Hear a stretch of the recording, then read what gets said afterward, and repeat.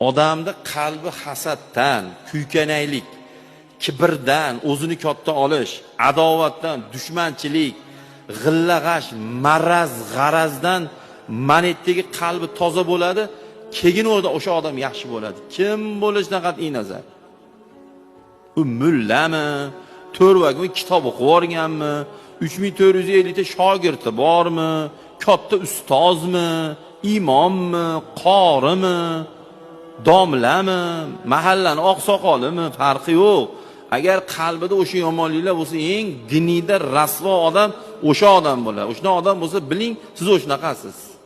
Kim bo'lsiz, necha kirgan bo'lsiz ham. Tozalang meni qurg'urdi. O gurut mashitda bor qalb.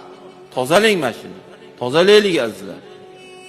Yuravermaylik batday kirlar bilan. Ko'zga ko'rinadigan kirlar bor. Faqat Alloh ko'radigan kirlar bor.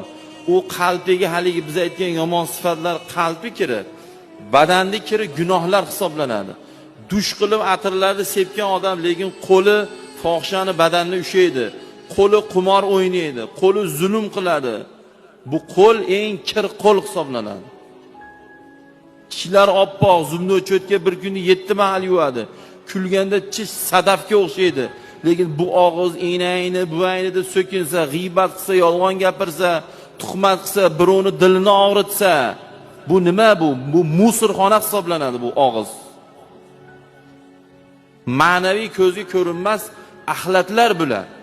So'kinish, dilozorlik, qasamxo'rlik, uni gapini bunga olib borib chaqimchilik qilish, ota-onaga gap qaytarish, ota-onaga hurmatsizlik qilish, bular ko'zga ko'rinmas axlatlar hisoblanadi. Gunohlar bu axlatlar bamisol. Islom mana shu edi-ku.